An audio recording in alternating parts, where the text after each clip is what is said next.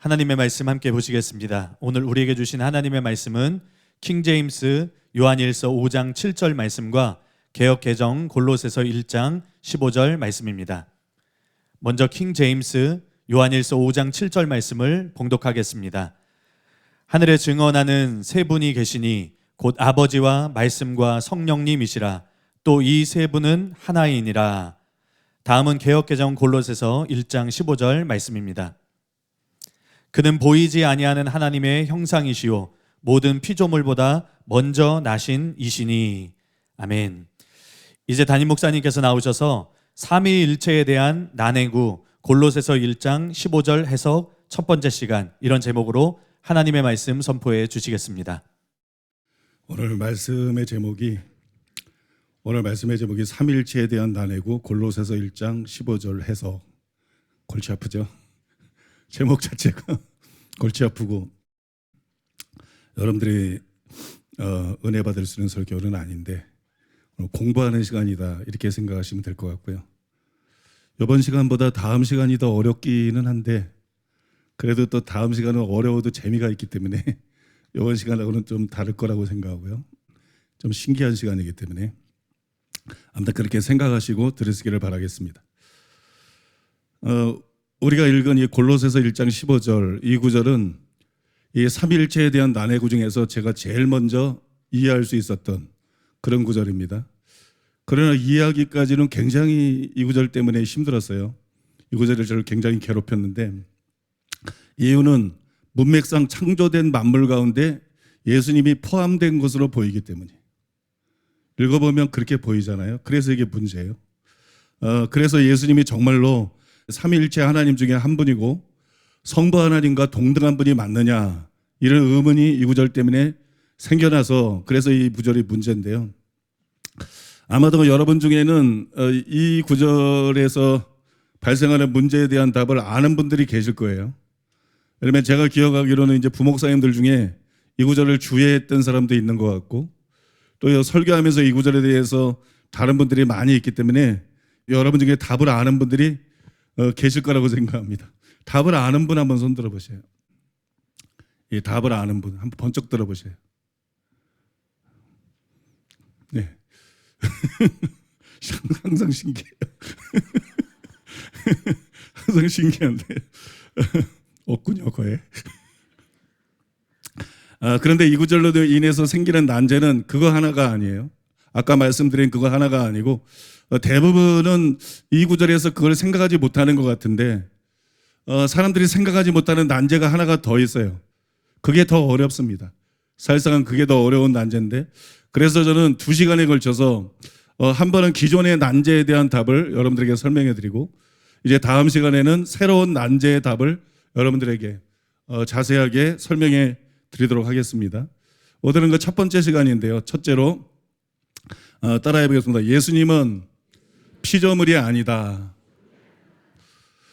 예수님을 먼저 나신 이라고 이렇게 본문에 기록되어 있어요.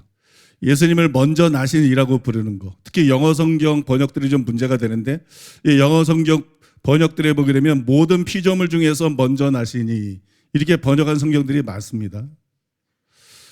예수님이 이렇게 부르는 것은 예수님이 피조물 중에 하나가 아닌가, 예수님도 하나님이 만드신 분인가 이런 착각을 불러일으킵니다. 실제로 교회사를 보면 4세기에 아리우스라는 사람이 있었는데 이 아리우스는 먼저 나시니, 이게 원어로는 먼저 나시니, 그러니까 뭐 한국에는 세 단어 같지만 원어로는 한 단어예요. 한 단어인데 프로토토코스라는 단어인데 이 단어를 모든 피조물 중에서 가장 먼저 지음받은 존재를 뜻한다. 그렇게 이해를 했어요. 그래서 그는 성자는 영원하지 않으며 존재하지 않았을 때가 있었다. 성자께서 어느 한순간에 성부에 의해서 창조되었고 창조되기 전에는 성자는 물론 성령도 존재하지 않았고 오직 성부만 존재했다. 그렇게 생각을 했습니다. 그러므로 예수님이 영원한 하나님이 아니라 유한한 피조물이다. 이런 주장을 했어요. 그를 따르는 아리우스주의자들은 이 구절을 자기 주장들의 근거로 삼고요. 또 성경에 보면 예수님을 하나님의 독생자다 이렇게 말한 말들이 굉장히 많잖아요. 그런 구절들이 요한복음 1장 14절을 비롯해서 굉장히 많이 있는데 이 독생자라는 표현을 굉장히 중요하게 생각해요. 왜냐하면 이 독생자라는 표현은 예수님이 성부에 의해서 존재하게 되었다는 의미를 가진다. 그렇게 생각해서 이 표현을 굉장히 그들은 중요하게 생각하는데 때문에 성자께서 다른 피조물들보다 먼저 존재했고 훨씬 위대하시지만 모든 속성에 있어서 성부 하나님과 동일하지는 않다. 그렇게 생각을 하고요. 그러면 예수님은 본질에 있어서 성부와 비슷하고 닮았다고까지 말할 수는 있어도 성부와 같은 본질은 아니다. 닮은 것이지 본질은 아니다. 이 본질은 똑같다는 거예요. 하나님과 똑같은 분은 아니다. 그렇게 주장을 했습니다. 다행히 아리수주의는 주 325년 니케아 공의회에서 이단으로 정죄가 됐습니다. 그런데 그들 때문에 이제 기독론에 대해서 많은 관심이 생겼죠. 과연 예수님은 어떤 분이신가? 여기에 대해서 이제 교회가 더 많은 관심을 갖게 됐습니다. 그 결과 니케아 신조에서 그리스도는 아버지에게서 영원히 나셨으며, 이 굉장히 중요한 말인데 제가 신조가 있으면 좀 정확하게 무슨 의미를 말하는지 좀 찾아보고 싶은 생각도 드는데 부목사님들 중에 이 신조 갖고 있는 사람 있으면 이 부분 나한테 좀 보내주면 좋겠어요. 그리스도는 아버지에게서 영원히 나셨으며, 이 다음 시간에 굉장히 깊이 다룰 문제인데요. 예수님이 아버지에게 나셨어요. 예수님이 아버지에게 나셨는데 영원히 나셨다. 아무튼 그 정도를 좀 기억해 드리는 걸 말씀드리고요. 창조되지 않고 나셨으며 아버지와 한 본체이시다. 여기 본체라는 거는 아주 똑같은 분이라고 그랬죠. 그죠? 본체이시다. 이렇게 선언하기에 이르렀습니다. 이제 여러분은 왜 이 구절이 15절 말씀이 삼위일체에 대한 난해 구절인지 이해가 되실 줄로 믿습니다. 이런 오해를 낳기 때문에, 이 구절 때문에 이런 이단들이 생겨나기 때문에, 이런 이상한 주장들이 생겨나기 때문에, 삼위일체의 교리를 무너뜨리기 때문에, 그래서 그러면 15절이 난해구인 것이고요. 그러면 이제 문제는 알았는데 우리가 이 구절을 어떻게 이해해야 될까요? 이 구절을 읽고 또 독생자라는 말씀, 그런 말씀들을 읽고 삼위일체에 대해서 의심하는 사람들이 있다면 우리가 그들에게 이 구절에 대해서 또 독생자라는 구절에 대해서 어떻게 여러분 설명해 줄 수가 있겠습니까? 여러분 설명해 줄 수가 있겠어요? 아까 이 구절에 대한 답을 모른다고 그랬죠. 모르세. 우리 부목사님들 이제 산에 같이 갔다 보면 여기 같이 와봤죠? 그러면 모른다 그래. 여기 알죠? 저기 가면 뭐일 거 모른다 그래. 제일 모른다는 사람이 이윤석 목사님. 모른다. 걔네 부목사님들을 물어볼 때마다 신기해요. 산에 다닐 때마다 이 약초는 뭐냐, 이건 뭐냐 모른대. 이 꽃은 뭐냐 모른대. 신기해요. 하버드도 소용이 없어. 여러분들이 모른다면 이거를 설명해 줄 수가 없다는 거거든요. 누가 궁금해서 물어봐도 분명히 성경에 이런 말씀이 있는데, 이런 오해를 불러일으킬 수 있는 말씀이 있는데 그거 여러분들이 설명해 줄 수가 없다는 거거든. 또 여러분도 아리우스 같은 이런 이단 사상들을 듣게 되면 모르니까 성경에 이렇게 기록되어 있네, 성경 정말 그렇게 나오네, 뭐 그런 거 같네, 그러면서 여러분 속아 넘어갈 수가 있다는 것이에요. 그래서 우리가 은혜 받는 말씀들도 필요하지만 많은 이단들이 존재하고 많은 위험들이 있기 때문에 우리가 정확하게 알고 하나님의 말씀을 이해하고 또 다른 사람에게 설명할 수 있는 그런 실력들을 반드시 길러야 될 줄로 믿습니다. 그래서 오늘 말씀은 여러분들이 관심을 가지고, 은혜 받는 데 관심을 갖지 말고 여러분들이 공부하고 하나님의 말씀을 이해하는 데 관심을 가지고 진지하게 들어주시기를 바랍니다. 몇 가지로 정리해서 설명을 드리겠는데요. 첫째로 먼저 나신 이에 대한 오해 따라하시기 바랍니다. 먼저 나신 이에 대한 오해. 먼저 우리가 알아야 될 것은 15절에 먼저 나신 이라는 표현이 예수님이 먼저 창조되었다, 그런 의미가 절대로 아니라는 거예요. 그런 의미가 절대로 아니에요. 그 증거로 17절까지 읽어보시기 바랍니다. 성경은 반드시 문맥을 통해서 봐야 되기 때문에 17절까지 보시기 바랍니다. 골로새서 1장 15절로 17절. 15절 그는 보이지 아니하는 하나님의 형상이시요 모든 피조물보다 먼저 나신 이시니. 16절 만물이 그에게서 창조되되 하늘과 땅에서 보이는 것들과 보이지 않는 것들과 혹은 왕권들이나 주권들이나 통치자들이나 권세들이나 만물이 다 그로 말미암고 그를 위하여 창조되었고. 17절 또한 그가 만물보다 먼저 계시고 만물이 그 안에 함께 섰느니라. 여러분 여기 15절을 보면 15절에서 바울이 뭐라 그러냐면 예수님이 모든 피조물보다 먼저 나셨다 그렇게 말했어요. 모든 피조물보다 먼저 나신이다. 이제 나중에 자세히 설명을 할 텐데 이것은 창조된 것이 아니라 문자 그대로 아버지에게서 나왔다는 뜻이에요. 예수님이 창조됐다는 게 아니에요. 예수님이 먼저 창조됐다 그러지 않았잖아요. 그죠? 아버지에게서 나왔다는 그 뜻을 기본적으로 포함하고 있습니다. 연역에서 16절에서 바울은 만물이 그에게 창조되되 다 그로 말미암고 그를 위하여 창조되었다 이렇게 말했어요. 이 창조라는 단어가 굉장히 중요합니다.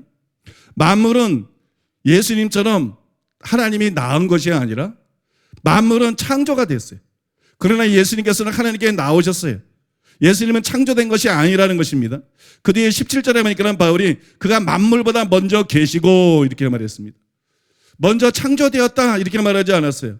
먼저 계셨다. 이걸 그리스도의 선제성이라고 그러는데 예수님이 유대인인데 유대인들에게 유대인의 조상이 아브라함인데 아브라함이 있기 전에 내가 있느니라 이런 말씀하실 때 돌 맞을 뻔하셨잖아요. 여러분 이게 바로 그리스도의 선제성이에요. 믿습니까? 이 선제성에 대해서 말했습니다. 그러니까 이 말씀들을 쭉 보면 예수님이 창조됐다는 말이 있습니까? 없습니까? 하나도 없어요.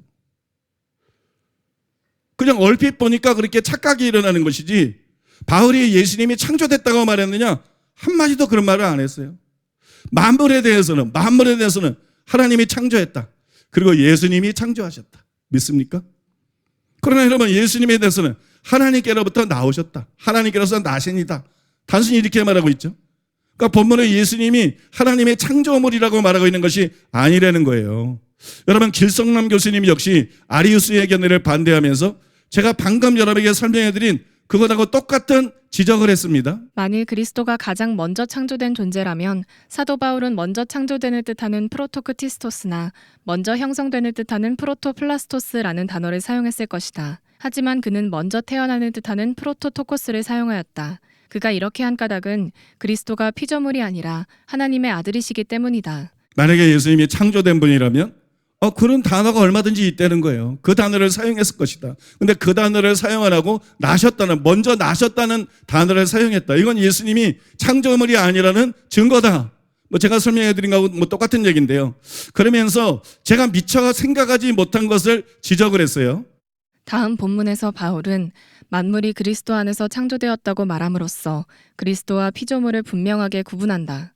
그리스도는 다른 피조물보다 먼저 창조되신 분이 아니라 만물을 창조하신 분이다. 아타나시우스는 아리우스에 대항하여 이렇게 말하였다.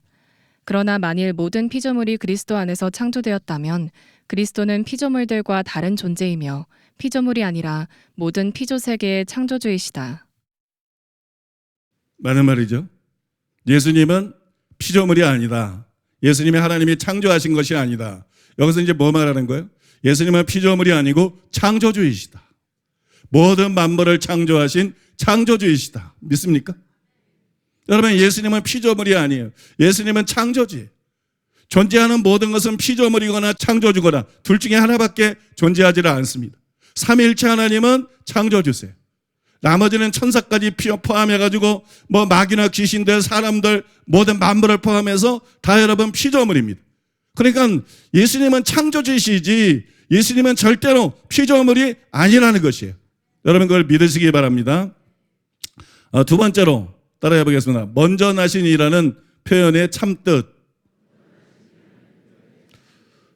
앞에서 저는 먼저 나신이라는 표현이 먼저 창조되었다는 뜻이 아니라는 걸 여러분들에게 간단하게 설명해 드렸습니다.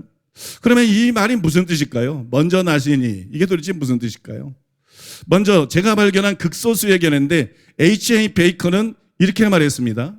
주님은 보이지 않는 하나님의 형상이시고 모든 피조물보다 먼저 나신 이이십니다. 만약 예수님의 부활로 인해 새로운 질서가 형성되는 것이 아니라면 어떻게 주님께서 모든 피조물보다 먼저 나신 이일 수가 있습니까?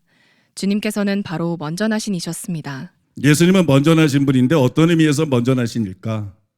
예수님은 새로운 피조물로서 먼저 나십니다. 부활해서 새로운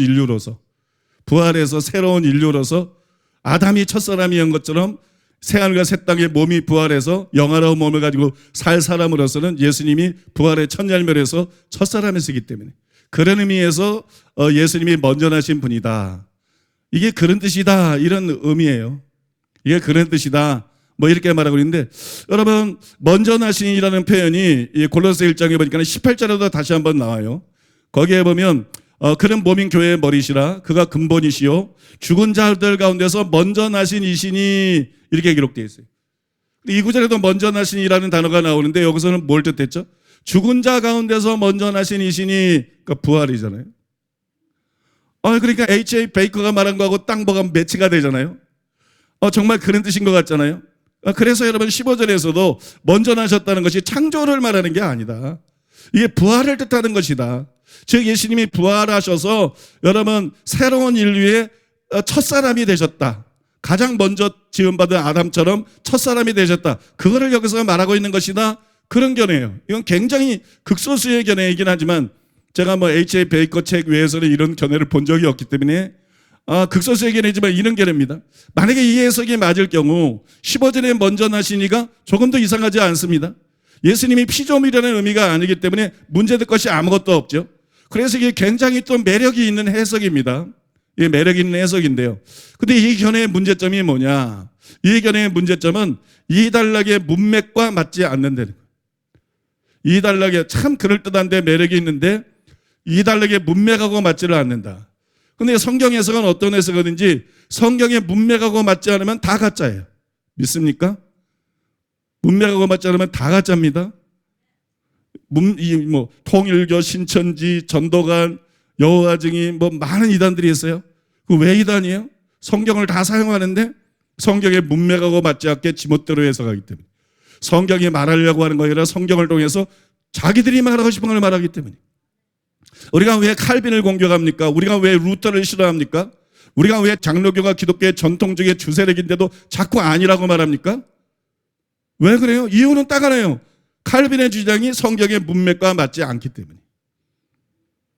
문맥에 반하기 때문에. 루터의 주장이 성경의 문맥과 맞지 않기 때문에.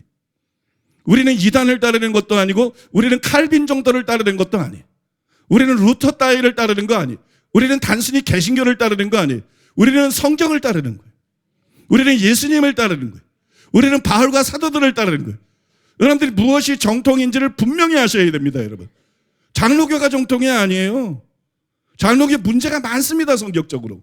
성경에서 너무 많이 벗어나 있어요. 여러분, 진짜 정통은 성경적일수록 정통인 거예요. 그냥 교단에서 우리 교회에 대해서 뭐라고 떠들어도 상관이 없는 거예요. 어디서 떠들고 그건 아무 상관이 없어요. 그들의 주장이 성경의 문맥에 맞으면 인정하지만 성경의 문맥에 안 맞고 자꾸 딴소리를 하고 있기 때문에 아무리 많은 사람이 말을 해도 그들이 잘못된 것입니다. 믿습니까? 이단은 아니지만 잘못된 것이에요. 여러분 이걸 분명히 기억하시기 바랍니다. 여러분 제 설교를 들으면서 제가 제일 뭘 중요하시고 계시던가요? 문맥입니다. 문맥. 뭘 가지고 말하던 거예요? 문맥. 그 문맥을 중요시키고 문맥으로 말한다는 것은 성경을 읽으면서 내가 하고 싶은 대로 말하지 않는다는 거예요. 성경 저자인 예수님이 말하고 싶어 한 대로 말한다는 거예요. 바울이 말하고 싶어 한 대로 말한다는 거예요. 사도들이 말하고 싶어 한 대로 말해요. 그게 진짜 정통인 것이에요, 여러분. 그게 정통 중에 정통인 거예요. 우리 교회는 이단도 아니지만 우리 교회는 정통도 아니에요. 우리 교회는 정통 정도가 아닙니다. 우리는 정통 중에 정통입니다. 믿습니까? 정통 중에 정통이에요, 우리 교회. 그 증거가 뭐냐? 여러분 우리는 성경의 문맥에 의해서 성경의 원래 의도대로 최대한 근접해서 설명한다. 세계 그 어느 교회보다 성경의 그 원래의 의도에 가장 근접하게 그렇게 성경을 해석하고 그렇게 말씀을 전하고 있다는 것이 우리 교회 여러분 강점 아니겠습니까? 하나님이 우리 교회에 부어주신 은혜 아니겠어요? 이런 얘기를 길게 할 수는 없는데 아무튼 여러분, 그래서 여러분 진짜 정통이 뭔지를 아셔야 돼요. 진짜 뭘로 분별해야 되는지, 진짜 분별력이 어디서 오는지를 아셔야 될 줄로 믿습니다.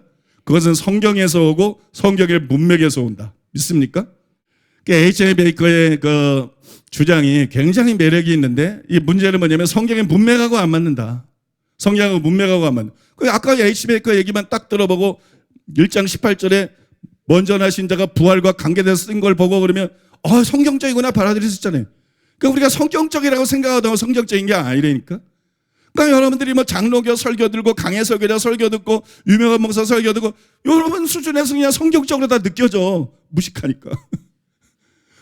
성경을 연구하고 정말 씨름하고 파헤치질 않았으니까. 그러면 그 말하는 게 다 성경적으로 느껴져. 그렇다고 성경적인 건 아니에요. 조금 전 것이 성경적으로 느껴지지만 성경적이 아닌 것처럼. 그러니까 문맥을 통해서 철두철미하게 씨름하고 파헤쳐서 성경을 시금석으로 분별해봐야 이게 진짜 맞는 해석인지 아닌지 나오는데, 교수들조차도 목사들조차도 그 작업을 너무 등한히 한다는 거예요. 그냥 자기가 안다고 생각하는 거예요. 그냥 교리를 믿는 거예요. 그냥 주석을 믿는 거예요. 그냥 유명한 강해 설교자의 설교를 믿는 거예요. 그래서 그냥 설교를 앵무레스처럼 되풀이하는 이런 설교가 99%다. 간단히 얘기해가지고. 이런 수준의 설교가 99%다. 그래서 여러분, 설교라고 무조건 다 믿지 말고 여러분들이 분별을 잘하면서 들어야 될 줄로 믿습니다. 자, 이게 문맥에 맞지 않는다. 이게 왜 문맥에 맞지 않는다 그러느냐? 이게 이제 골로새 1장 15절을 우리가 다루고 있잖아요. 이게 문맥을 보려면 이제 15절에서 18절까지를 일단 봐야 되는데, 시간 관계에서 제가 읽지는 않겠어요. 딴 얘기를 좀 많이 했기 때문에 읽지는 않겠는데, 이 15절에서 18절의 내용이 뭐냐? 눈으로 여러분들이 성경을 좀 보면서 보셔도 좋을 것 같아요. 15절의 내용은요, 만물보다 먼저 계신 예수님의 선제성을 말한 것이에요. 이게 예수님의 선제성을 말한 것이라는 것은 17절에 또한 뒷받침해 줍니다. 15절은 예수님의 선제성에 대해서 말한 것이고, 그 다음에 16절은 말씀으로서 창조주이신 예수님에 대해서 말했습니다. 그 다음에 17절은 히브리서 1장 3절에 보면 그의 능력으로 말씀으로 만물을 붙드시며 이렇게 기록되어 있는데, 창조 후에 만물을 유지시키는 분이라는 것을, 예수님은 창조주일 뿐만 아니라 창조 후에 만물을 유지시키는 분이다. 하나님이 없으면 이게 여러분 해가 저절로 돌아갑니까? 달이 저절로 돌아갑니까? 사계절이 저절로 옵니까? 이게 만들어놨으니까 저절로? 자동차로 만들어놨으면 저절로 평생 돌아다닙니까? 그러면 다 고쳐야 되고 수리해야 되고 누군가가 유지를 해야 되는 거예요. 집도 지어놨으면 누가 유지를 안 하면 다 폐허가 되는 거예요. 안 살면 다 폐허가 되는 거예요. 그렇지 않습니까, 여러분? 그러니까 여러분, 하나님이 계시지 않으면 지구가 만물이 존재할 수 없을 뿐만 아니라 이렇게 유지가 안 돼요. 이렇게 유지가 안 돼. 집도 한 달만 안 지어도 개판인데 지구를 그냥 내버려두고 우주를 그냥 내버려놓고 대자연을 그냥 내버려두는데 이렇게 여러분 돌아가는 게 아닙니다. 하나님이 이걸 유지하고 계시다는 거예요. 창조주인 하나님이 유지하고 계신다. 근데 그분이 누구냐? 바로 예수 그리스도이시다. 여러분 믿습니까? 그러면 여러분 18절에 보면 십자가 부활을 통해서 예수님이 교회의 머리가 되시고 만물의 으뜸, 즉 다스리는 자가 되셨다는 것에 대해서 쓰고 있습니다. 이게 여러분 15절에서 18절의 내용이에요. 뭘 좀 느끼셨어요? 15절에서 18절에서 바울이 예수님을 이렇게 쭉 설명하고 있어요. 근데 이 설명에 뭐가 있습니까? 흐름이 있죠, 흐름. 어떤 흐름이 있어요? 시간순으로 기록했다. 예수님은 우주가 존재하기 전부터 하나님과 선제하셨던 분이고, 그죠? 먼저 계셨던 분이고, 또 그분은 하나님과 함께 창조하신 분이고, 창조하신 만물을 유지하시는 분이고, 그런데 창조한 만물 중에 문제가 있어요. 그게 바로 저와 여러분이에요. 이 인간이 문제야. 이 선악 갖다 먹고 요즘도 하지 말라는 짓 잘하고 죄짓고 불순종하고 세상 쫓아가 살고, 그죠? 말을 안 들어. 처먹어. 웃기라고 하는 소리인데. 그래서 이 사람을 위해서 죄를 지시고 십자가를 지시고 부활하셔서 교회의 머리가 되시고, 교회뿐만 아니라 옛 피조물이나 새로운 피조물이나 모든 만물의 머리가 되셨다. 통치자가 되셨다. 주님이 되셨다. 왕이 되셨다. 바울이 지금 15절에 18절에서 말한 내용이 그것이에요. 이렇게 되면 시간순으로 쫙 기록을 했다는 말씀입니다. 그죠? 이렇게 시간순으로 기록을 했어요. 이 때문에 18절에 먼저 나신 자처럼 15절에 먼저 나신 이도 부활을 뜻한다. 그렇게 말할 수는 없는 거예요. 18절에 먼저 나신 이는 부활을 뜻하지만 15절에 먼저 나신 이는 이거는 천지창조도 전이기 때문에 천지창조 전에 도성인식도 안 했는데 무슨 부활을 하냐고. 예수님 십자가도 아직 지시기 전인데 무슨 부활을 하냐고. 똑같이 이게 부활의 뜻일 수가 없다는 거예요. 그러니까 성경의 문맥을 보면 15절에 먼저 나신 이를 부활과 연결시키려는 H.A. 베이커의 견해는 굉장히 매력이 있고 그럴듯하지만 잘못된 견해다. 있습니까? 성경을 바르게 본 것이 아니다. 그렇게 여러분 결론을 내려야 된다는 것입니다. 그렇다면 15절에 먼저 나신 이의 진짜 의미는 무엇일까요? 15절에 먼저 나신 이의 진짜 의미는 무엇일까요? 먼저 나신 이의 헬라어는 아까 말씀드렸죠. 프로토토코스. 이 발음하기가 쉬워요. 그죠? 프로토토코스. 재밌어요. 톡톡 튀는 게. 근데 여러분, 프로토토코스 이 뜻은 뭐냐면 처음 난 초태생. 바꿔 말하면 초태생. 그 다음에 초태생 아니면 맏아들, 장자 뭐 이런 뜻이에요. 이 장자를 뜻하는데 여러분 이스라엘 나라에서 우리나라도 그러면 좀 있습니다만 이 이스라엘 나라에서 장자는 굉장히 특별하거든요. 특별한 지위와 권리를 가지고 있었습니다. 그래서 많은 학자들이 오래전부터 이것을 근거로 해서 먼저 나신 이가 무슨 뜻이냐. 예수님이 뭐 먼저 지음을 받았다 그런 뜻이 아니고 그리스도의 탁월함과 지위를 뜻하는 것이다. 그리스도의 탁월함과 장자에게 탁월함과 지위가 있는 것처럼 여러분 그리스도의 탁월함과 그 지위를 표현하기 위해서 여기서 먼저 나신 자, 즉 장자라는 단어를 사용한 것이다. 그렇게 여러분 믿었습니다. 그 중에서 가장 탁월한 설명 두 가지만 여러분들에게 대표적으로 소개해드리겠는데 먼저 웨인그루뎀은 조직신학 상권에서 이렇게 기록했습니다. 그리스도를 모든 창조물보다 먼저 나신 자라고 부른 골로새서 1장 15절은 그리스도께서 첫 열매가 되는 특권과 권리를 소유하셨다는 의미로, 즉 성경의 용어와 관습대로 한다면 가족에 있어서 한 세대를 위한 권위와 지도력을 소유하셨다는 의미로 이해하는 것이 더 바람직하다. 따라서 골로새서 1장 15절은 그리스도께서 다스리시고 통치하실 특권, 즉 처음 난 자로서의 특권을 소유하셨다는 의미이고, 이는 다른 모든 피조물들에 대하여 그렇다는 말이다. 장자가 가족들에 대해서 특권을 갖고 있는 것처럼 또 장자는 가장을 이어받았잖아요. 그죠? 가장의 자리를 위해서 가족들을 다스리는 것처럼 예수님께서 만물과 만물에 대해서 사람을 포함해서 모든 만물에 대해서 장자라는 것이다. 권세를 갖고 있다는 것이다. 다스리는 자라는 것이다. 이 표현은 그런 의미다. 뭐 그런 얘기를 하고 있는 거예요. 그런데 여러분 또 월터 카이저, F.F. 브루스, 맨프레드 블라우치, 뭐 피터 데이비스 다 쟁쟁한 학자들이고 특히 F.F. 브루스는 굉장히 유명한 학자죠. 내가 알기로는 뭐 김세윤 교수 스승으로 알고 있는데 아무튼 여러분 이분들이 함께 쓴 IVP 성경 난제 주석이라는 두꺼운 주석이 있어요. 이런 성경의 난제들만 다루는 주석인데 그 성경 난제 주석이 이 구절에 대해서 굉장히 섬세하게 설명을 잘했습니다. 물론 설명이 잘못된 부분도 있어요. 그래서 제가 저는 뭐 사전이든 주석이든 어떤 것도 절대로 그대로 믿지를 않고 성경을 찾아봐서 정말 성경이 그런가 보면 성경이 그렇지 않은데 성경 구절 막 끼워놓은 것들이 너무 많아요. 특히 조직신학이 그래서 조작신학이다 그러면 단어만 있으면 그냥 거기다 끼워넣어. 근데 실제로 문맥을 보면 전혀 상관없는 이것도 좀 그런 게 있더라고요. 그래서 그런 부분은 제가 다 삭제해버렸어요. 그런 부분들은 다 삭제해버리고 정확한 거하고 그나마 뭐 정확도를 떠나서 가능성이 있는 설명만 남겨뒀는데 어쨌든 IVP 성경 난제 주석에 나오는 설명이 굉장히 다른 어떤 주석에 나오는 것보다도 튼실하기 때문에 약간 긴데요. 그거 여러분들이 읽어드릴 텐데 사실 겁먹지 마세요. 이게 뭐 난제 주석이다 그래서 어려운 내용이 아니고 성경에 나오는 익숙한 내용이라서 여러분들이 관심만 갖고 들으면 충분히 다 이해할 수 있는 그런 내용이기 때문에 한번 관심 갖고 들어보시기 바랍니다. 골로새서는 그리스도가 모든 피조물보다 먼저 나신 분이라고 말한다. 이는 무슨 뜻인가?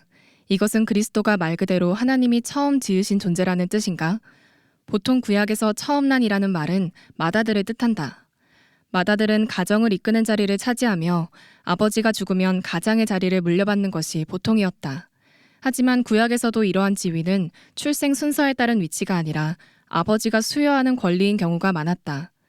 예를 들어 창세기 25장 29절로 34절을 보면 에서는 자신이 먼저 태어남으로 말미암아 가졌던 맏아들 지위를 야곱에게 팔 수 있었다. 한 세대 뒤 야곱은 자신이 맏아들의 권리를 가진 자로 인정하는 이가 처음 태어난 아들 루벤이 아니라 그가 아끼고 사랑하던 아내가 낳은 아들인 요셉임을 분명히 밝힌다. 야곱은 자신이 상속인으로 지정한 아들에게 특별한 옷을 지어 입혀 자신의 그런 뜻을 분명하게 드러낸다. 요셉이 자기 아들들을 야곱에게 데려왔을 때도 야곱은 먼저 태어난 아들보다 뒤에 태어난 아들을 더 앞세운다. 다시 말하지만 처음 난이라는 말은 맨 처음 태어난 사람이 아니라 우두머리 혹은 가장 큰 자가 될 사람을 뜻한다. 그렇다면 진짜 가족을 이야기하는 경우에도 처음 난 아들은 맨 처음 태어난 아들이 아니라 아끼고 사랑하는 아들을 의미할 수 있다.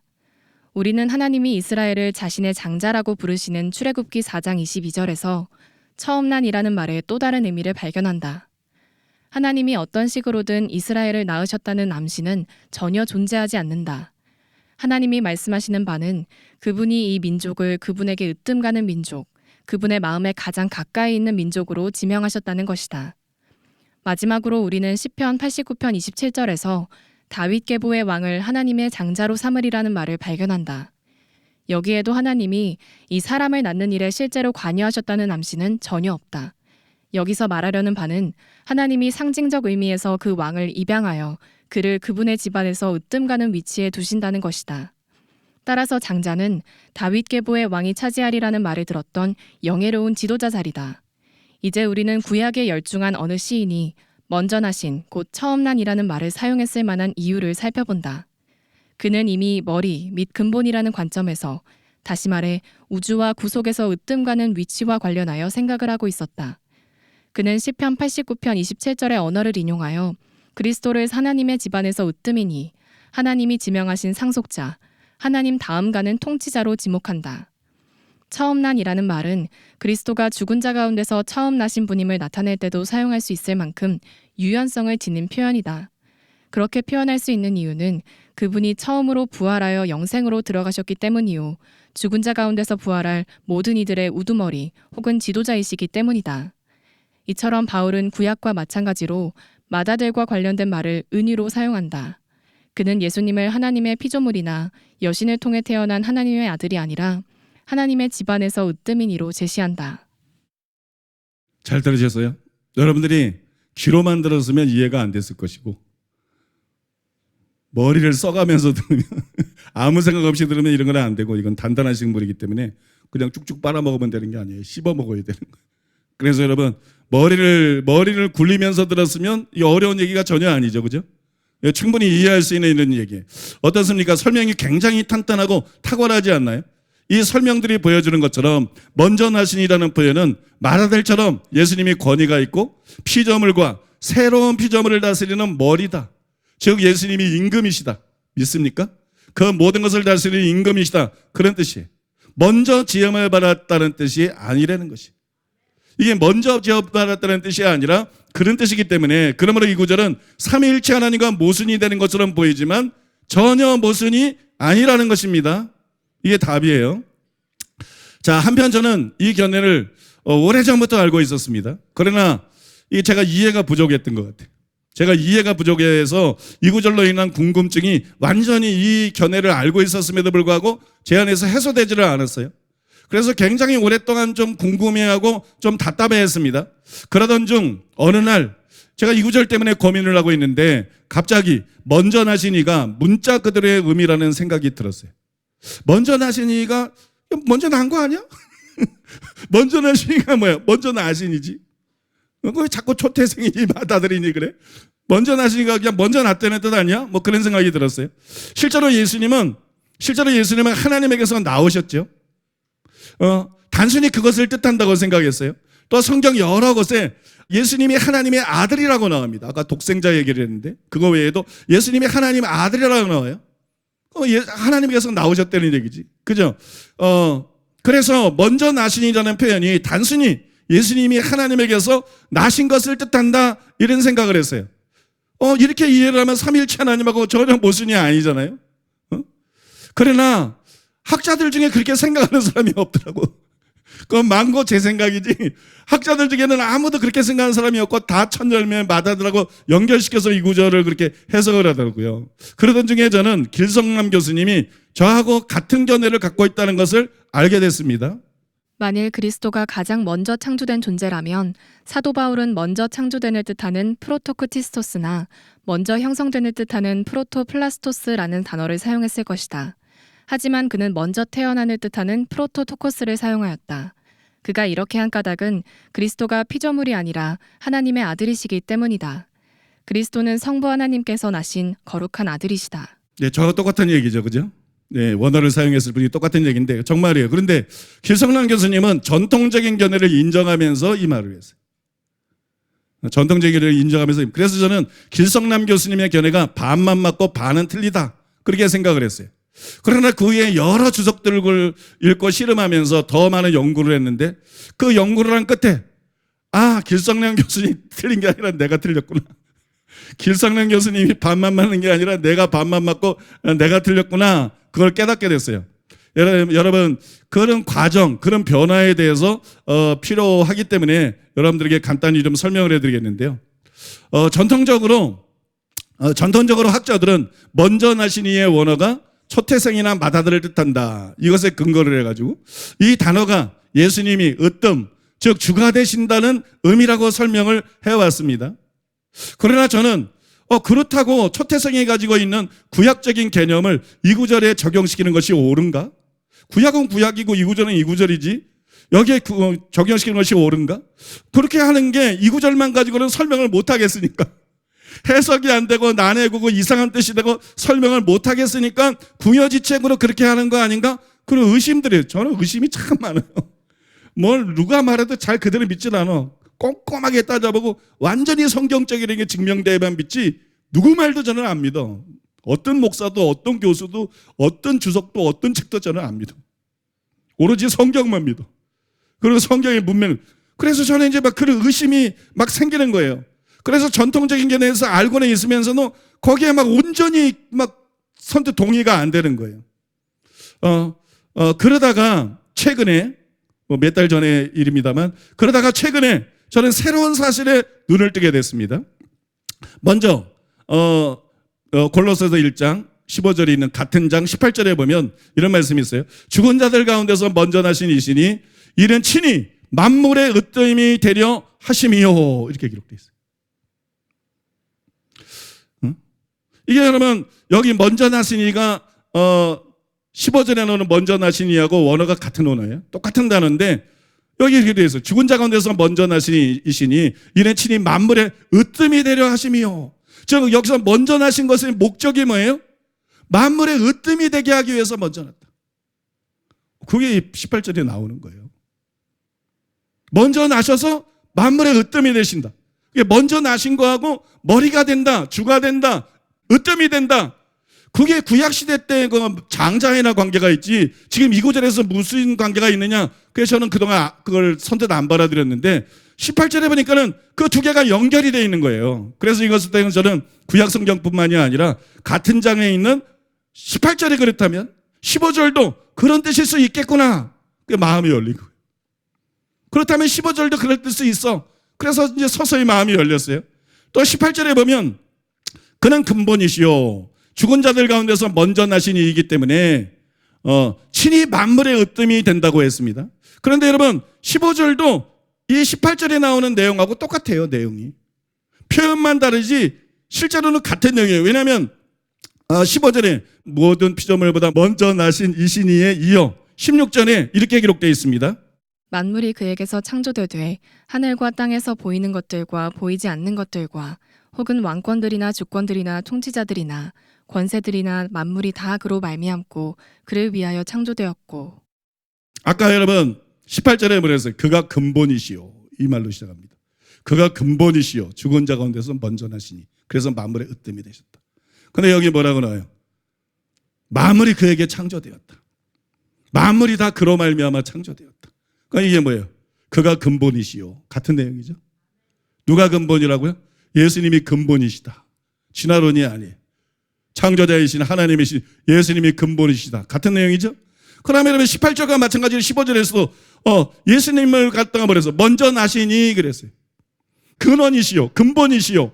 먼저 나시니기 때문에 으뜸이라고 말했는데 여러분 15절의 내용도 똑같은 내용을 담고 있다는 거예요.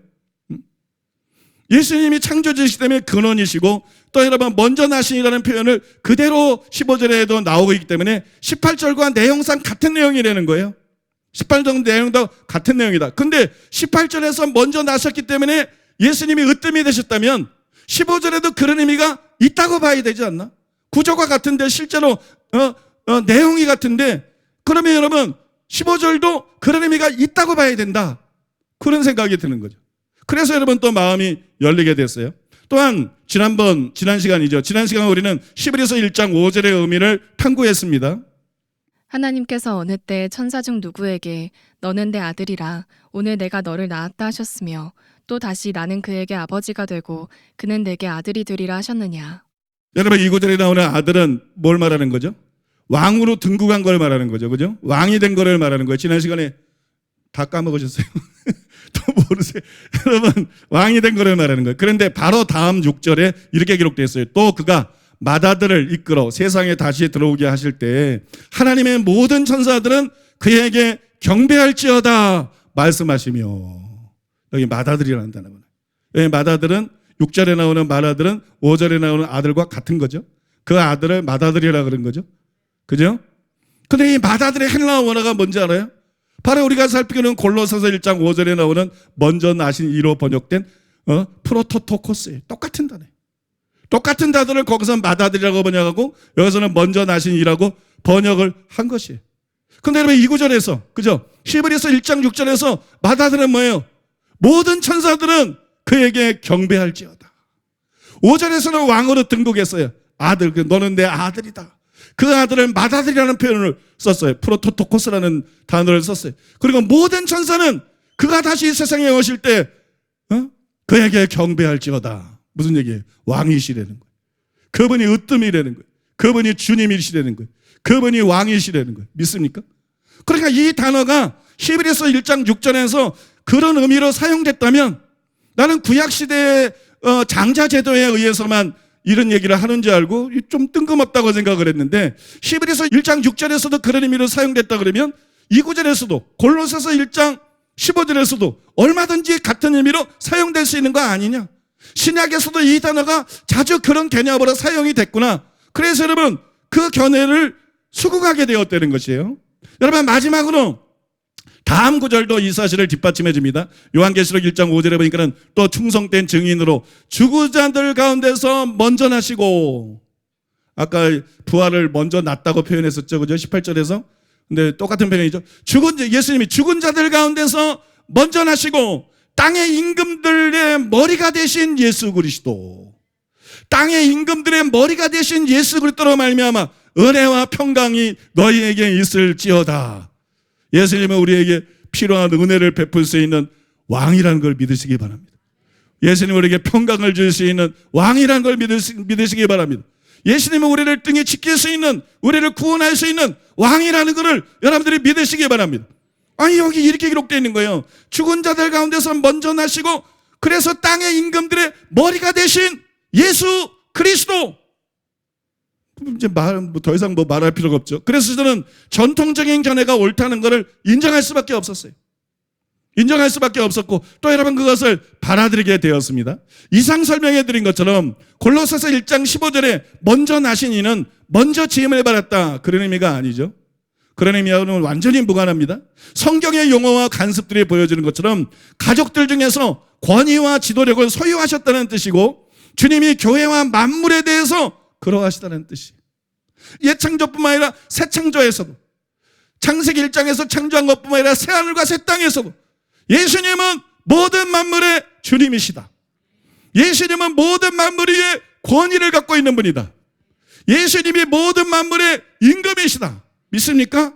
그런 뜻이라는 거예요. 그러므로 다시 말하지만 이것은 삼일체의 교리하고 모순이에요? 모순이 아니에요?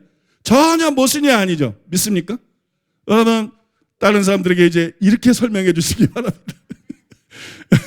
이렇게 설명하려면 이렇게 길게 설명할 필요는 없어도 핵심을 이해할 수 있어야 되겠죠. 그죠? 소화하셔가지고 핵심을 이해해서 이게 그런 의미가 아니야, 이런 의미야 그러면서 몇 가지 구절을 통해서라도 여러분들이 설명해 줄 수 있는 여러분 되시기를 바랍니다. 여러분 골로새서 1장 15절이 두 가지, 삼일체에 대한 두 가지 의문을 낳는다 그랬는데 첫 번째 의문에 대해서는 여러분들에게 설명해 드렸어요. 이건 좀 싱거운 거죠. 그렇게 어려운 건 아니에요. 첫 번째 의문에 대해서 설명해 드렸는데 두 번째 의문은 이제 다음 시간에 설명해 드려야 되는데 이 두 번째 것이 더 어려운 문제라 그래서 설명이 더 길어요. 그래서 다음 시간에 다 설명할 수가 없기 때문에, 아직 시간이 별로 안 됐기 때문에 오늘은 여러분들에게 숙제를 내드리려고 그래요.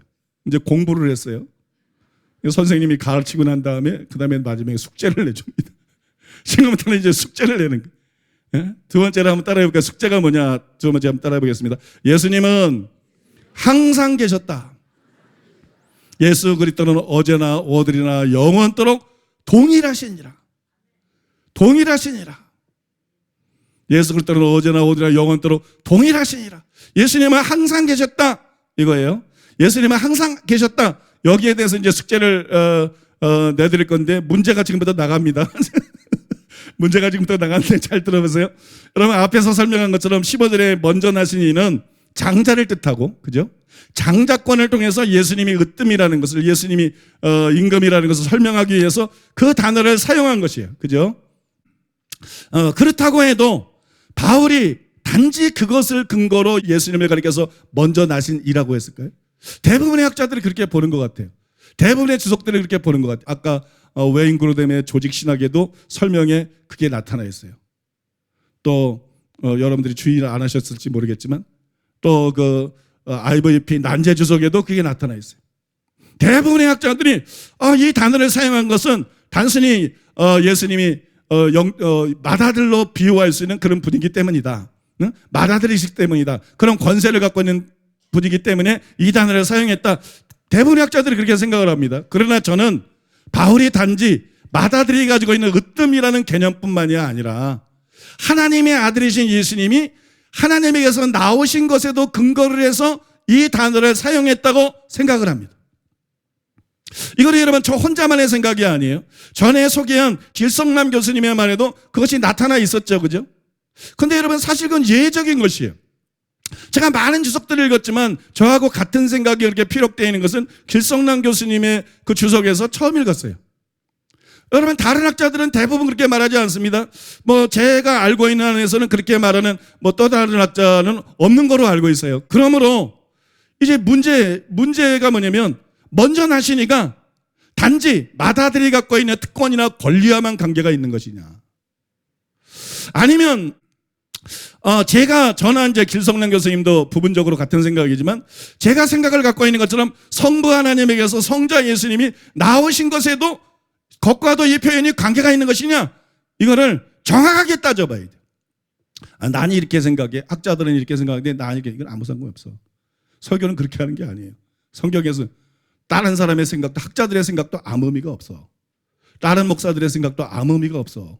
교단들이 뭐라고 생각하든 난 관심도 없어. 내 생각도 아무 의미가 없어. 중요한 건 그게 성경적이냐 아니냐, 오로지 그거 하나예요. 믿습니까? 성경적이나 성경적이나. 길성남 교수님이 틀렸다고 생각했지만 연구해보니까 맞으니까 내 생각 그냥 접잖아요. 그냥 받아들이잖아요. 중요한 건 네 생각이냐 내 생각이냐가 아니에요. 누가 성경적인 것이냐, 믿습니까? 이거 하나 외에는 중요한 게 아무것도 없어요. 우리 교회는 잘못될래야 잘못될 수가 없는 교회. 우리의 관심은 처음부터 지금까지 수십 년 동안 그것이었기 때문에. 그래서 사실 목사가 설교를 하면은요, 그 사람의 설교가 10년이나 20년이나 30년이나 실력이 좀 늘 뿐이지 되게 비슷합니다. 근데 우리 교회는 엄청난 진화를 거듭합니다. 엄청난 패러다임의 전환과, 그죠? 수정과, 보완과, 이게 엄청난, 이게 왜 그런지 아세요? 일반 목사들하고 저하고 관점이 다르기 때문이에요. 일반 목사들은 그냥 교리가 옳다고 생각해. 장로교 교리가 옳다고 생각하고, 개혁신학이 옳다고 생각하고, 자기 교단 교리, 자기가 배운 거, 자기 신학교에서 교수가 배운 거 옳다고 생각해. 나는 거기에 아예 관심이 없어. 나는 그걸 인정을 안 해. 왜? 그들은 불완전한 사람이야. 응? 유대교도 진정한 종교지만 참된 종교가 아니고 이단도 아니었는데, 여러분 대제사장 서기관과 바리새인들이 성경을, 율법을 잘못 이해해서, 그래서 예수님이 사람의 계명을 조심하라 그랬어. 사람의 전통, 사람의 계명으로 하나님을 헛되게 섬기고 여러분 외식하는 자가 되고, 그래서 대다수가 유대교 안에서 지옥에 가고 있대서. 여러분 기독교회 안에서도 그 정도는 아니래도 비슷한 일이 벌어지고 있다는 거예요. 루터의 잘못된 교리 때문에, 칼빈의 잘못된 가르침 때문에, 장로교의 잘못된 가르침 때문에, 거기에다 은사중지론까지 들어가고 WCC니 NCCK니 이제는 성경의 권위까지 부정하고 동성애까지 인정하고 공산주의에 대해서 우호적이고, 이 미쳐가고 있거든요. 여러분 저는 믿지 않습니다. 저는 어떤 교단도 믿지 않습니다.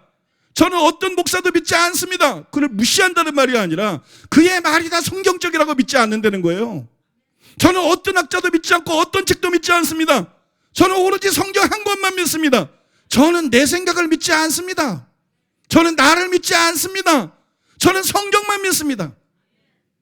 철저하게 문맥을 통해서 누구 것이 성경적이고 어느 것이 성경적인가 그것만 따라가고 그것만 모으는 작업을 수십 년을 했기 때문에 우리 교회 설교가 다른 것이에요. 차원이. 잘하고 못하고 이게 아니라 차원이 다른 것이에요. 차원이. 여러분 믿습니까? 여러분 교회 선택하라는 옥슈도 잘하신 거예요. 여러분 설교를 정말 관심을 갖고 들어야 되는 거예요. 쉽게 하는 설교가 아니에요. 옛날에는 제가 설교를 좀 이렇게 좀 얘기하나? 옛날에는 제가 설교 준비하면요. 토요일날 점심부터 한나절이면 됐어. 한나절이면 뭐 하나님신 말씀 연사가 있으니까 뭐 책 읽은 것도 많고 자료 다 자료해놨고 뭐 그러니까 뭐 줄줄줄줄 써나가. 뭐 줄줄줄 써나가. 막 한나절이면 일주일 내내 놀아댄다. 탱자. 그리고 그냥 토요일날 오후에 설교 준비하면 주일날 설교하면 성도들 그래도 은혜스럽다고 난리야. 근데 또 어떤 날은 이제 토요일날도 열심히 설교 들으면 그냥 한 달 전에 2번 설교할 거 나와. 2편 설교할 거.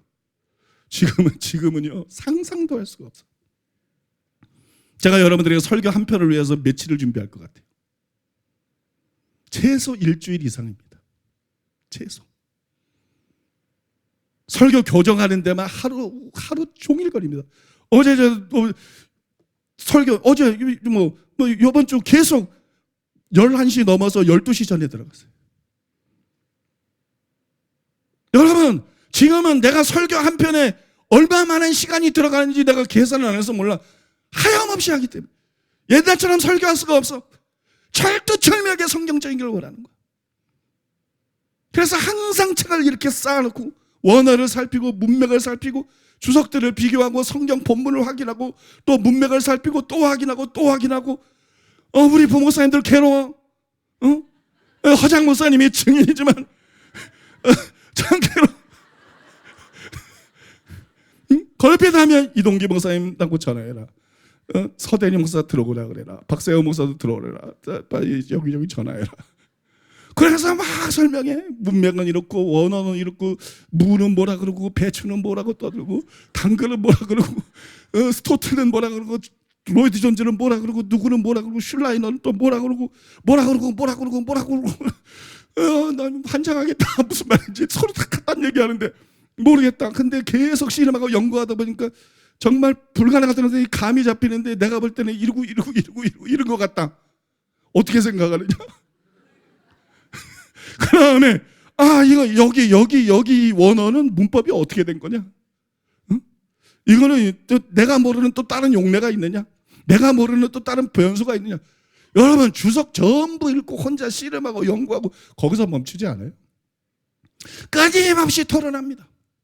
원어는 나보다 더 잘하는 사람들이 있으니까 문법을 나보다 더 잘하는 사람들을 전화 연결을 시켜가지고 4명 5명이 그 사람들은 나한테 잡히면은 그냥 시간이 끝이 없어. 저는 그냥 뭐 이렇게 지적인 사람이 아니야. 내가 깨닫고 내가 정리하고 내가 이해한 걸 이렇게 나눈 데서 멈추지 않아. 거기서 막 깨달아지고 거기서 막 해석하고 거기서 막 아이디어가 나오고 거기서 또 돌파가 되니까 그거 언제 끝날지 아무도 몰라. 엄청 싫어해 내가 전화하는 거. 이분은 감사하다 그래. 감사하다 그래. 목사님 많이 배웠다고 너무 감사하다. 믿을 수가 없어. 믿어지질 않아. 그래서 내가 참 전화 끊을 때 그래요. 또 괴롭혀 드리겠습니다. 또 여러분 설교 한 편 준비하기 위해서 얼마나 많은 시간을 투자하는지 아십니까? 여러분들에게 하는 얘기들이 이게 그냥 이게 쉽게 한마디 뱉는 건지 아십니까? 그렇지 않아요.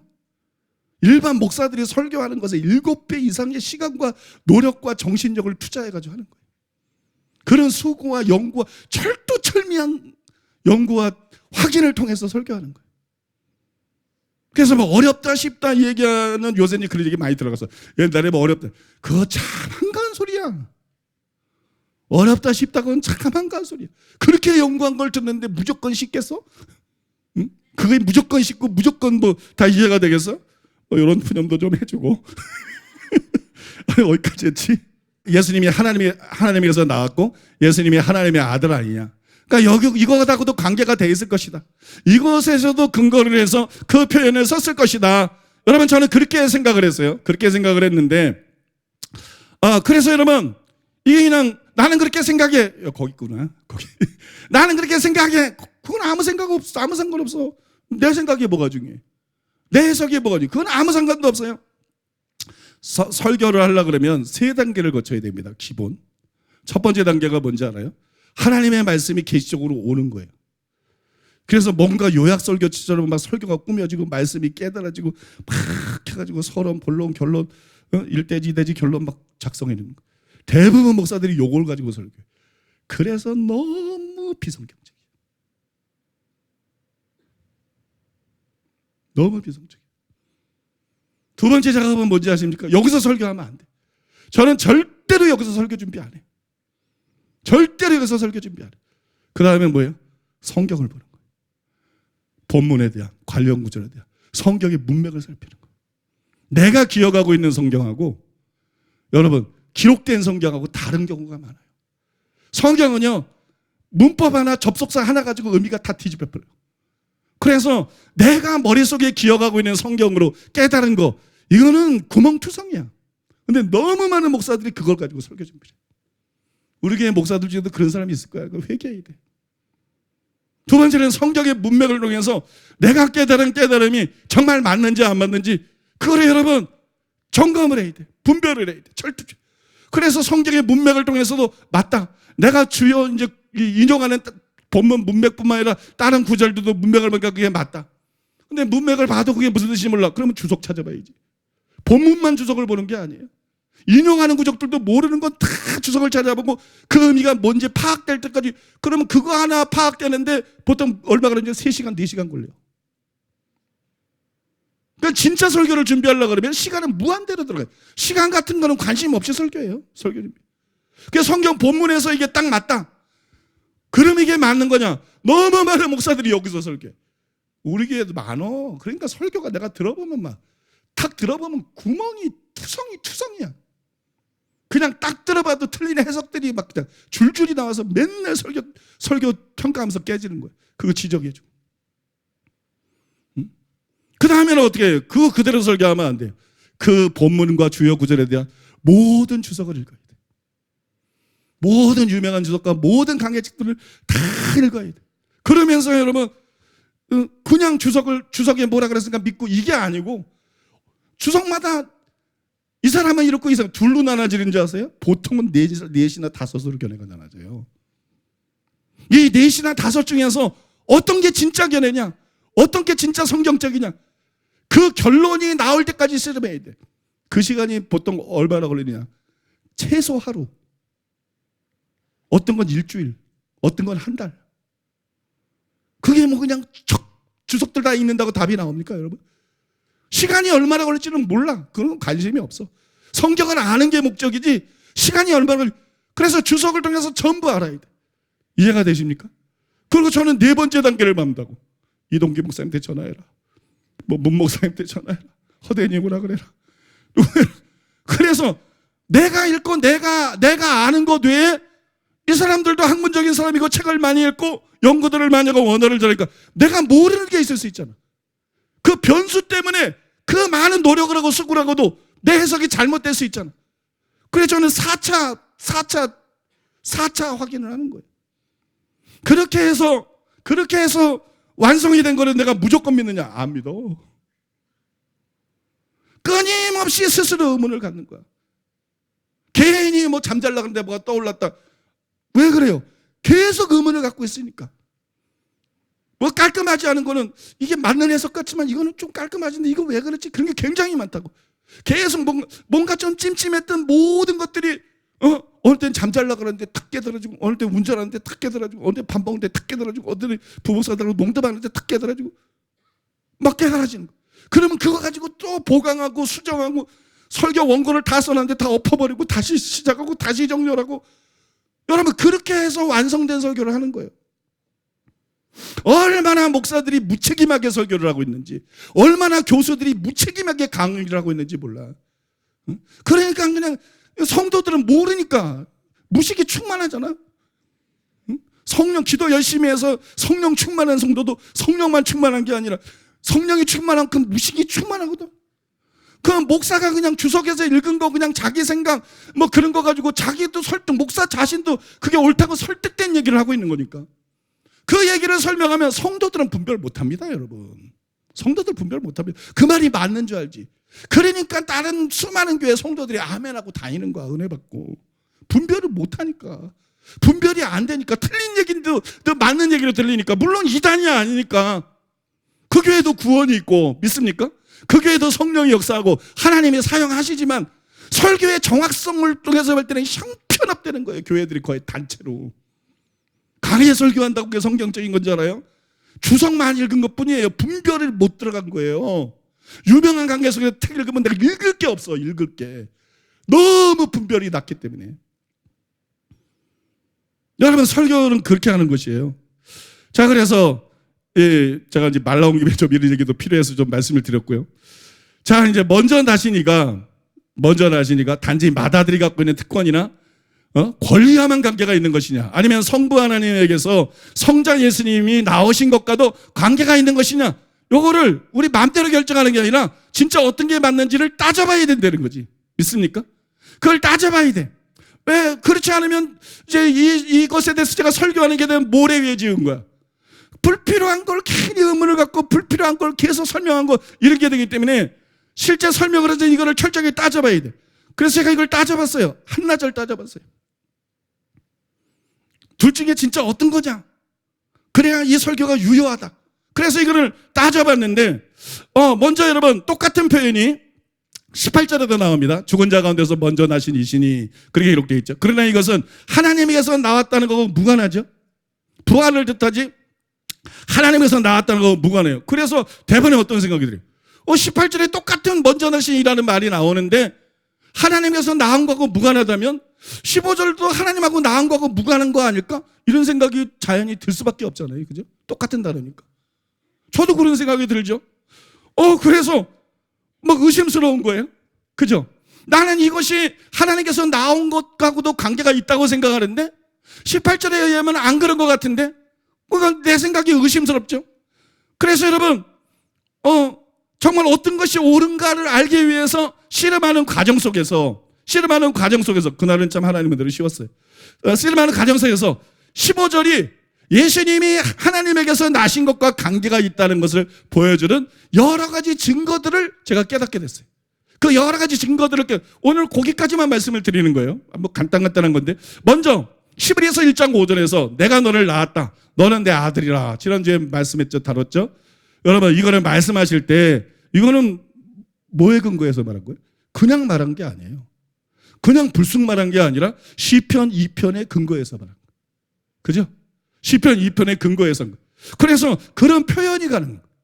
시편 2편에 근거해서 아들을 삼았다는 게 즉위식이 되고 그래서 왕으로 세워졌다는 그런 의미라는 것이 시편 2편 7편 때문에 이 구절을 그렇게 해석하고 이 구절이 실제로 그런 뜻이라는 것이 드러나고 그런 해석이 가능한 것이죠. 그러나 여러분 우리가 지금 살피고 있는 골로새서 1장 15절 안에는 인용이 없어요. 구약의 어느 구절도 인용을 안 했어요. 그냥 바울이 말을 했단 말입니다. 그래서 구약 성경과 무관하지는 않지만 첫 열매 장자제도가 있기 때문에 구약 시대와 무관하지는 않지만 어느 한 구절에 근거한 것이 아니에요. 그래서 때문에 저는 이 단어가 예수님이 하나님에게서 나온 것을 완전히 차단하지는 못한다. 그것하고 관계가 있을 수도 있다. 그 가능성을 여기서 보았어요. 이 가능성을 여기서 보고 또 18절에 죽은 자 가운데서 먼저 나신 이와 달리 15절에서는 피조물보다 먼저 나시니 그랬어요. 먼저 나신인데 대상이 틀리다는 말이에요. 18절에서는 죽은 자들하고 비교를 해서 죽은 자들 가운데서 먼저 나시니 15절에서는 피조물과 대조를 해가지고 피조물보다 먼저 나시니 이렇게 말했다는 거예요. 또 피조물에 대한 설명을 보니까 그 근원에 대해서 그들이 하나님이 창조하셨다. 그 근원에 대해서 말하고 있거든요. 그러니까 먼저 나신 자라고 예수님을 불렀을 때 이것도 예수님의 근원에 대해서 말하고 있을 가능성이 높겠죠. 그죠? 이것도 예수님의 근원에 대해서 말하고 있을 가능성이 높겠죠. 더구나 권위에 대한 것은 다르게 표현할 수 있어요. 왜 권위에 대한 것을 먼저 나신 자라고 표현하냐는 거예요. 빌립보서 2장에 보면 주가 되게 하셨느니라. 사도행전 5장 30절 임금과 구주로 삼으셨느니라. 뭐 마태복음 28장에 보면 하늘과 땅의 모든 권세를 내게 주셨으니 얼마든지 표현이 있는 거 아니에요? 근데 그런 선명한 표현들이 있는데 왜 예수님이 권세를 갖고 있다는 걸 먼저 나신 자라고 표현을 했겠느냐, 그런 얘기인 거죠. 왜 그런 표현을 했겠느냐. 더구나 여러분, 프로토토코스, 이건 합성어인데 이 안에는 나았다 이런 뜻이 있는 거거든요. 나았다라는 뜻을 이 단어가 갖고 있는 거거든요. 그래서 이런 사실들에 근거해서 저는 15절에서 이 단어가 마다들의 특권이나 권위뿐만이 아니라 예수님이 하나님에게서 나은 것과도 관계가 있다, 그렇게 이제 생각을 하게 됐어요. 또 골로새서 1장 17절에 보면, 이제 거의 다 끝나갑니다. 골로새서 1장 17절에 보면 그가 만물보다 먼저 계시고라고, 이게 뭐라고요? 예수님의 선제성이라고 그랬죠. 그가 만물보다 먼저 계시고, 예수님의 선제성, 예수님의 선제성에 대해서 말했어요. 15절에 나오는 모든 피조물보다 먼저 나신 이에서, 이 모든 피조물이 뭐예요? 만물이죠. 만물보다 먼저 나시고에 나온 그 만물과 모든 피조물이 같은 뜻이죠. 또 15절에 먼저 나신 이라는 단어는 단어는 다르지만, 17절과 단어는 다르지만 초태생이나 마다들을 뜻하기 때문에 먼저라는 개념이 그 안에 들어있는 거죠. 그래서 여러분 17절에 먼저 계시고와 뜻이 서로 통한다는 것이에요. 그죠? 이건 머리를 계속 굴리면서 들어야 됩니다. 귀로만 들으면 안 들립니다. 머리를 쓰면서 들어야 다 이해가 됩니다. 그럼 어려운 얘기는 아니에요. 그래서 뜻이 서로 통한다는 거예요. 17절과 15절이 전부 이렇게 내용상 보면 이렇게 일치를 한다는 거예요. 그러므로 15절의 프로토토코스라는 단어가 그리스도의 선제성과 관계가 있다. 17절은 그리스도의 선제성을 말하는 것인데, 이 내용들이 다 같은 걸 보니까, 일치하는 걸 보니까 적어도 15절도 그리스도의 선제성과 관계가 있다. 15절에서 먼저 나신 이라고 말했을 때 단순히 첫 열매의 마다들 이거 하나만 관계가 있는 게 아니라 그리스도의 선제성과 관계가 있다. 제가 말하는 게 뭔지 이해되시죠? 그리스도와의 선제성과 관계가 있다. 거기까지는 분명하죠. 거기까지 이제 가셨죠. 그죠? 거기까지는 분명하죠. 그러나 문제가 해결된 건 아니에요. 이 단어가 단순히 그리스도의 선제성과 관계가 있는 것이냐, 아니면 예수님이 하나님에게서 나신 것과도 관계가 있는 것이냐, 이것이 지금 우리가 결론을 내려야 되는 쟁점인 것이에요. 저는 그것을 알아보려고 무슨 일이 됐을까요? 저는 궁금하면 성경을 봅니다. 저는 궁금하면 성경의 구절을 보는 게 아니라 앞구절, 뒤구절, 앞장, 뒷장, 그 전장, 그 후장, 성경의 문맥을 살핍니다. 성경의 문맥에 주의하면서 파악이 될 때까지 10번이고 20번이고 계속 집중해서 읽습니다. 여러분, 그걸 알아보기 위해서 성경의 문맥을 한번 살펴봤어요. 그런데 3절에 보니까 뭐라고 기록되어 있어요? 하나님 곧 우리 주 예수 그리스도의 아버지, 이렇게 이런 표현이에요. 하나님 곧 우리 주 예수 그리스도의 아버지. 또 13절에도 예수님을 그의 사랑의 아들 이렇게 표현했어요. 그는 누구예요? 하나님. 하나님의 사랑의 아들, 하나님이 사랑하시는 아들, 이런 표현이 나옵니다. 그 다음에 또한 14절에도 그 아들 안에서, 이런 표현이 나와요. 하나님의 아들 안에서 14절. 우리가 살피는 건 몇 절이에요? 15절. 1장 15절. 그는 보이지 아니하시는 하나님의 형상이시요 모든 피조물보다 먼저 나신 이시니, 모든 피조물보다 먼저 나신 이시니, 이 표현이 문제고 이걸 우리가 살피고 있는 거잖아요. 이 15절 우리가 살피고 있는 이 15절에는 그는 이렇게 시작하는데, 이 그가 누구예요? 14절에 나오는 그 아들 안에서 그 아들입니다. 그죠? 여기 그는 그 아들이. 그러므로 그 아들이 보이지 아니하는 하나님의 형상이시요 모든 피조물보다 먼저 나신 이라고 말한 거. 이게 누구에 대한 설명이에요? 그 아들에 대한 설명이에요. 그 아들에 대한 설명. 이처럼 문맥에 의하면 그 아들이 먼저 나신 이를 포함하고 있는 거예요. 그 아들이 먼저 나신 이를 포함하고 있는 거예요. 그러므로 저는 이 단어가 충분히 예수님이 하나님에게서 나오신 것에 근거해서 사용한 것으로 볼 수 있다고 결론을 내렸어요. 이것도 문맥에 근거해서.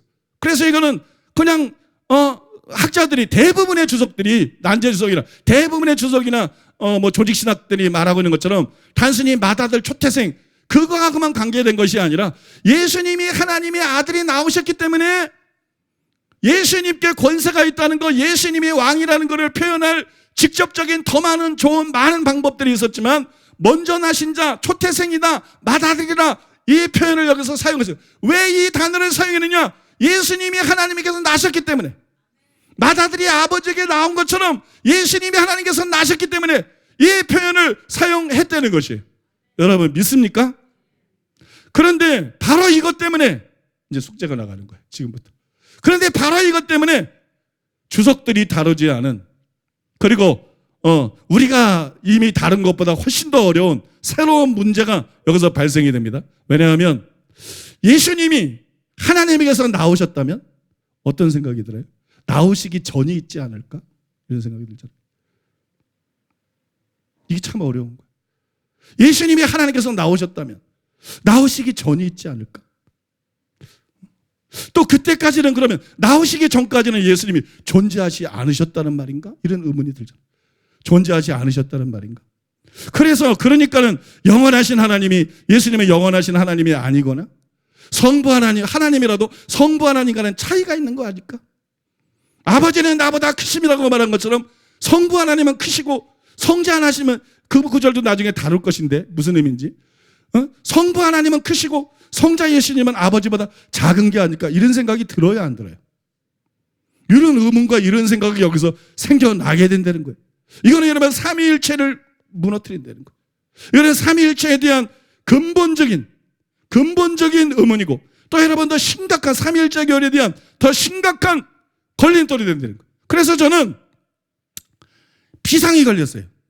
야, 이게 골로새서 1장 15절에서 예수님은 피조물인가 아닌가, 이게 문제가 아니다 지금. 이게 문제가 아니라 더 치명적이고 더 결정적인 삼위일체의 제동을 거는 문제가 여기서 발생이 된다. 그러니까 이 문제를 회피하지 말자. 이 문제를 회피하지 말고 이 문제하고 끝장을 보자. 이 문제에 대한 정확한, 이 의문에 대한 정확한 답이 무엇인지 내가 실험하고 연구를 해서 반드시 알아내야 되겠다. 그래서 연구를 한 거예요. 삼일체에 대한 연구를. 다른 구절도 마찬가지지만 아버지는 나보다 크심이라. 이 도대체 무슨 얘기지 삼일체인데? 이게 여러 구절 때문에 이제 이것도 구절을 포함해서 연구를 해요. 그래서 여러분 그 답을 통해서 성경의 무엇성에 대한 의심. 저는 옛날에 왜 자꾸 괴로웠다 그랬느냐? 그 구절이 해석되기 전까지 가슴앓이를 했다 그러냐? 여러분 골로새 1장 15절을 이해를 못하고 해석을 못하고 먼저 나시니 그 다음 구절에 창조한 게 나오니까 먼저 창조한 거로 되면 여러분 성경이 엉터리가 돼버리는 거예요. 성경 하나님의 말씀이고 절대 무효해야 되는데 성경에 허점이 있다면 성경을 어떻게 믿고 기독교를 어떻게 믿을 수 있냐고. 나한테는 굉장히 심각한 거야. 굉장히 심각한 거야. 그러니까 너무 부대끼고 괴로운 거야. 이게 왜 이러지? 왜 이런 표현을 썼지 바울은? 왜 이렇게 기록을 한 거야? 이게 도대체 무슨 말이야? 그걸 깨닫기 전까지는 너무 괴로운 거야. 성경에 대해서 우리가 이해를 못하면 모순이 되기 때문에, 모순처럼 보이기 때문에 성경의 무엇성이 무너진다고. 성경의 무엇성이 무너지면 기독교는 말씀의 종교예요. 믿습니까? 기독교는 말씀의 종교. 믿음이 붕괴가 된다고. 믿음이. 이건 굉장히 심각한 거라고요. 그 다음에 여러분 삼위일체에 대한 이단사설. 아까 아버지는 나보다 크심이라는 거 여러분 중에도 진짜 아버지는 예수님보다 크신가 보다. 그게 이단이에요. 그게 삼위일체에 대한 이단이라니까. 그거 알고 계셨어요? 그게 삼위일체에 관한 이단사설이에요. 성부는 성자보다 크시다. 이게 삼위일체에 대한 이단사설. 근데 예수님이 말씀에 썼다. 아버지는 나보다 크심이라. 그게 무슨 뜻이죠? 그게 무슨 뜻이에요? 알아야 되잖아요. 그게 무슨 뜻인지. 무슨 의미인지를 알아야 이단들한테 답변을 할 거 아니에요. 그 이단들한테 속아 넘어가지 않을 거 아니에요. 그러니까 이런 어려운 구절을 다루는 게 단순히 어떤 사변적인 지식을 다루는 게 아니라니까. 어떤 지적인 유의가 아니라니까. 이런 것들이 단단한 식물 같아서 여러분 이거를 소화하는데 듣고 이해하는 거는 힘들어도 우리에게 필요한 거라니까. 우리가 뭐 젖이나 먹고 채소만 먹고 그래서 건강하지 못해요. 어떤 사람은 다니엘 본 받아서 막 채소만 먹는데 내가 그런 사람들을 만났는데 얼굴에 기름기가 없어. 피난민 같아. 탈북자들 같아. 그러고 살고 있더라고. 왜 그래? 하나님께서 노아운수 후에는 모든 생물을 먹을 거로 주셨다 그랬는데 믿습니까? 모든 생물을 맛있게 먹어야지. 소도 씹어 먹고 돼지도 씹어 먹고 사람 문화지 하나님이 모든 생물을 주셨기 때문에 우리는 모든 게 성경이 기준이야. 믿습니까? 하나님의 말씀이 기준이지. 여러분 믿습니까? 응?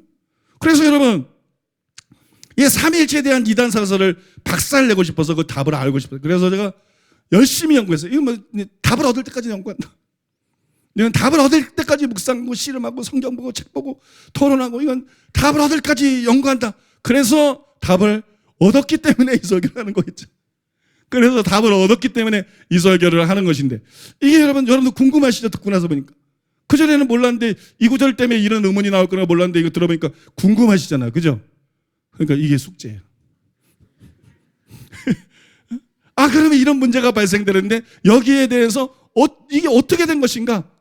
어떻게 이해해야 되나? 어떻게 답하고 어떻게 설명해야 되나? 그거를 다음 주까지 생각해 보시기 바랍니다.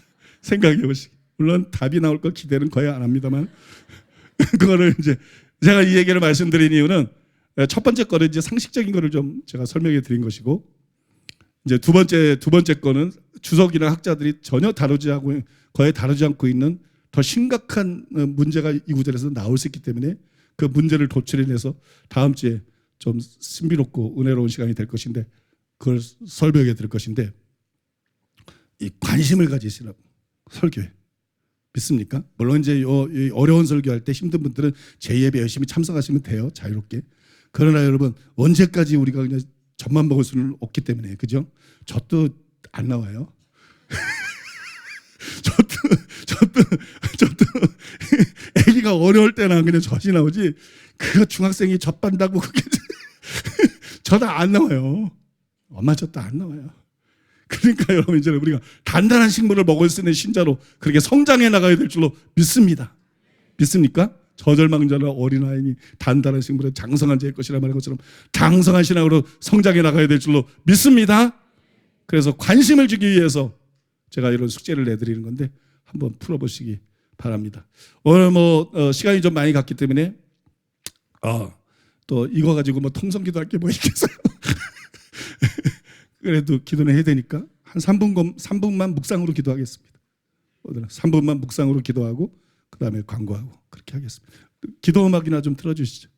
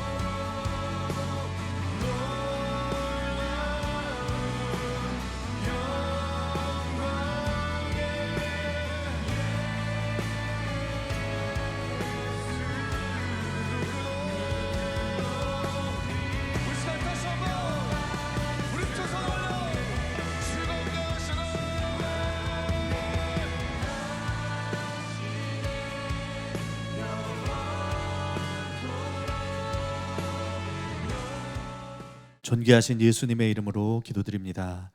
아멘. 교회 소식을 전해드립니다. 우리 교회 처음 오시거나 온라인 등록 후 참석하신 분들을 환영합니다. 예배 후 방송 안내를 따라 오른쪽 스크린 앞으로 나오시면 환영과 함께 교회 생활에 대해 친절히 안내해 드리겠습니다. 신기록 경신 소식입니다. 할렐루야 지난주 전체 사랑하는 교회에 총 33만 2,564명이 출석하여 최고 인원이 경신되었습니다. 아프리카 선교 소식입니다. 이번 주 17일부터 19일까지 우간다 리라에서 치유전도 대성회가 열립니다.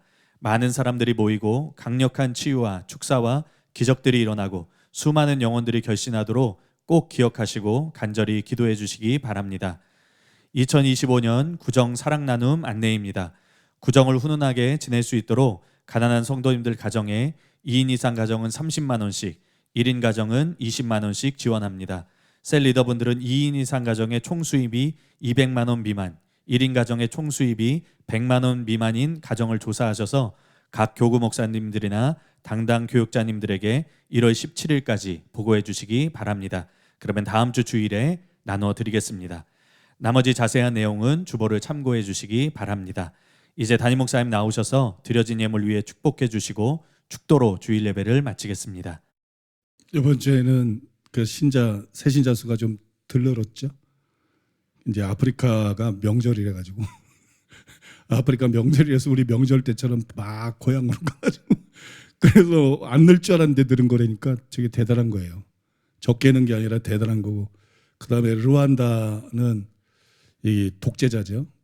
그리고 교회에 대해서 굉장히 많은 제약을 주고 탄압을 하고 그래서 이 많은 우리 지교회들이 그 조건을 도저히 맞출 수가 없기 때문에 간단히 말해서 뭐 교회를 호텔 수준으로 주차장이나 모든 걸 요구를 하기 때문에 그래서 르완다에서는 이렇게 가정에서 점조직으로 예배를 드리고 있는데 근데 놀라운 것이 아프리카에서 지금 제일 성장하고 있는 데가 르완다예요. 초대교회처럼 그 박해 속에서도 제일 지금 빠르게 힘있게 성장하고 있는 데가 그 상황 속에서 르완다예요. 아프리카를 위해서 여러분 계속 기도해 주시기를 바라겠습니다. 기도하겠습니다. 아버지 하나님 감사드리고 찬송드리고 찬양드리며 주님께 영광을 돌립니다. 아버지 기독교는 맹목적으로 믿는 종교가 아닙니다. 미신이 아닙니다. 우상과 사신을 믿는 그런 종교가 아닙니다. 기독교는 추정의 종교가 아닙니다. 하나님이 살아계시고 하나님의 말씀을 완전하고 아버지 그 말씀에 입각해서 믿고 신앙생활하는 것이 기독교입니다. 그래서 아버지 우리가 성경 공부를 게을리하면 이단들에게 속아 넘어갈 수 있을 뿐만이 아니라 말씀의 절대적인 권위가 훼손되므로 아버지 건강한 믿음을 가질 수가 없습니다. 우리가 은혜 받는 것 때도 관심을 갖고 아버지 하나님의 말씀을 깨닫고 배우고 정리하는 데에도 관심을 갖게 하여 주시옵소서. 우리 성도들이 모두 하나님의 말씀을 깊이 사모하고 잘 듣고 소화하고 이해하는 성도들 되게 하여 주시옵소서. 우리 성도들에게 지혜와 총명과 이해력을 부어 주시옵소서. 또 부족한 점과 우리 모든 목회자들 기억해 주셔서 설교를 쉽게 생각하지 않게 하시고 제가 말씀드린 것처럼 3단계 4단계의 과정을 밟아서 탄탄한 설교를 할 수 있게 하시고 믿을 수 있는 설교를 할 수 있게 하시고 성도들을 잘 먹이고 섬길 수 있도록 은혜 베풀어 주시옵소서. 진리의 영을 우리에게 부어 주시옵소서.